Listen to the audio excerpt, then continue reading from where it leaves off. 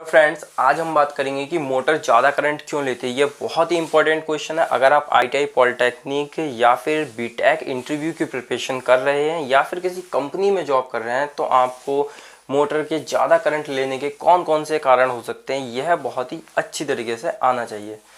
तो friend, motor के ज़्यादा करंट लेने के बहुत सारे कारण हो सकते हैं। तो इनको क्या मैंने दो भागों में डिवाइड करा है। तो फ्रेंड्स, वीडियो को पूरा देखिए, बहुत ही इंटरेस्टिंग वीडियो होने वाली है। तो चलिए शुरू करते हैं अपनी आज की वीडियो। तो ये जो दो कारण में मैंने अपनी मोटर के हाई करंट लेने के कारण इनको दो भागों में डिवाइड करा है, पहला विजुअली और दूसरा टेक्निकली। तो बात करेंगे सबसे पहले विजुअली कौन कौन से पॉइंट्स हैं। देखिए क्या है विजुअली। पहला पॉइंट है वेयरिंग प्रॉब्लम नॉइस। देखिए, अगर आपकी मोटर के जो वेयरिंग है, क्या मोटर में दो वेयरिंग होते हैं, अगर इन वेयरिंग से आवाज़ आ रही है या फिर इन वेयरिंग का जो लुब्रिकेशन है वह ख़त्म हो गया या फिर यह वेयरिंग जाम हो रहे हैं तो आपकी मोटर ज़्यादा करंट लेगी।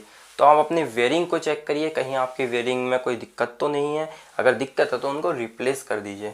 दूसरे पॉइंट की ओर चलते हैं, वाइब्रेशन प्रॉब्लम लूज माउंटिंग।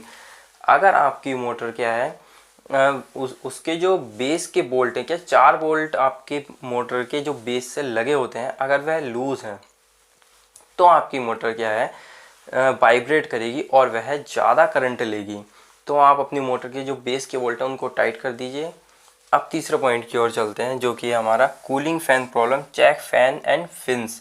देखिए, ये बहुत ही ज़्यादा इंपॉर्टेंट पॉइंट है। कूलिंग फैन, अगर आपकी मोटर का कूलिंग फैन टूट गया है या फिर वह सही से काम नहीं कर रहा है तो क्या होगा, आपकी मोटर का टेम्परेचर बढ़ेगा। टेम्परेचर बढ़ने से क्या होता है कि रेजिस्टेंस आपका कम होगा, मोटर की वाइंडिंग का रेजिस्टेंस कम होगा, जिस कारण रेजिस्टेंस के डिग्रेडेशन के कारण आपका जो करंट है वह इंक्रीज़ हो जाएगा, करंट बढ़ जाएगा। तो यह भी एक बहुत ही इम्पोर्टेंट फैक्टर है, तो आप इसको ध्यान दीजिए।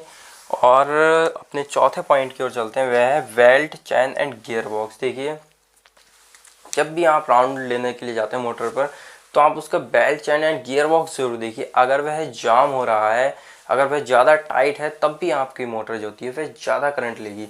तो फ्रेंड्स, ये थे हमारे विजुअली चेक पॉइंट्स। तो जब भी आप इंडस्ट्री में हो या फिर घर पर अगर आपकी कोई मोटर है तो फिर आप ये जो पॉइंट्स हैं इनको आप विजुअली चेक कर सकते हैं कि मोटर ज़्यादा करंट क्यों ले रही है। अब बात करते हैं टेक्निकल पॉइंट्स की। टेक्निकल पॉइंट्स में क्या होता है, सबसे पहले फेस फेलियर। देखिए, फेस फेलियर क्या होता है, जैसे कि आपके कोई 3 फेज इंडक्शन मोटर है, अगर वह 3 फेज सप्लाई पर चल रही है, अगर उसमें से एक फेज मिस हो जाता है तो इसी को बोलेंगे फेस फेलियर। अगर कोई फेज मिस हो रहा है तो क्या होगा, मोटर की जो 3 वाइंडिंग है वह 3 फेज से चल रही है, लेकिन एक फेज मिस होने के कारण जो टोटल पावर कंजप्शन होगा, जो टोटल करंट लेनी चाहिए मोटर, उससे ज़्यादा करंट लेने लगी, क्योंकि 3 वाइंडिंग को जो करंट लेना चाहिए वो सिर्फ अब 2 वाइंडिंग में डिस्ट्रीब्यूट हो जाएगा। तो आप अपनी मोटर के जो टर्मिनल है उनको चेक करिए, क्या वहाँ पर तीनों फेज आ रहे हैं या नहीं आ रहे हैं। अब बात करते हैं दूसरे पॉइंट की, जो कि है अंडर वोल्टेज। देखिए, जैसे कि नाम से ही समझ में आ रहा है, अंडर वोल्टेज मतलब कि आपकी मोटर जो होती है उसका वोल्टेज कम हो रहा है। आप खुद सोचिए, अंडर वोल्टेज मतलब कि वोल्टेज का कम होना। अंडर वोल्टेज मतलब कि आपकी मोटर क्या है, वह 415 वोल्टेज पर चलने के लिए बनी है। ओके, आपकी मोटर जो है 415 वोल्टेज पर चलने के लिए बनी है। अगर वह 380 या फिर 390 वोल्टेज पर चलेगी तो क्या होगा। देखिए, इस कंडीशन में क्या होगा कि मोटर जो होती है वह हाई करंट लेने लगेगी। तो ये एक कारण है जिसको आप ध्यान से चेक करिए। तीसरा पॉइंट है रेजिस्टेंस अनबैलेंस। देखिए, क्या है कि मोटर में जो 3 वाइंडिंग होती है वह हमेशा बैलेंस कंडीशन में होती है। अगर वह अनबैलेंस हो रहा है उसका रेजिस्टेंस, तब भी आपकी मोटर में क्या है, करंट हाई लेगी आपकी मोटर। रेजिस्टेंस अनबैलेंस कैसे, जैसे कि आपकी मोटर की प्रत्येक वाइंडिंग का रेजिस्टेंस 35 ओम होना चाहिए, अगर एक का 35 और एक का 30 है तो यह रेजिस्टेंस अनबैलेंस की कंडीशन है। तो आप चेक करिए अपनी मोटर का रेजिस्टेंस। अब बात करते हैं एम्बिएंट टेम्परेचर का। एम्बिएंट टेम्परेचर क्या होता है, अगर आपकी मोटर 50 डिग्री सेल्सियस पर चलने के लिए बनी है, अगर वह 60 या 70 डिग्री टेम्परेचर पर चले तो क्या होगा, आपकी मोटर का टेम्परेचर बढ़ेगा और उसका करंट भी बढ़ जाएगा।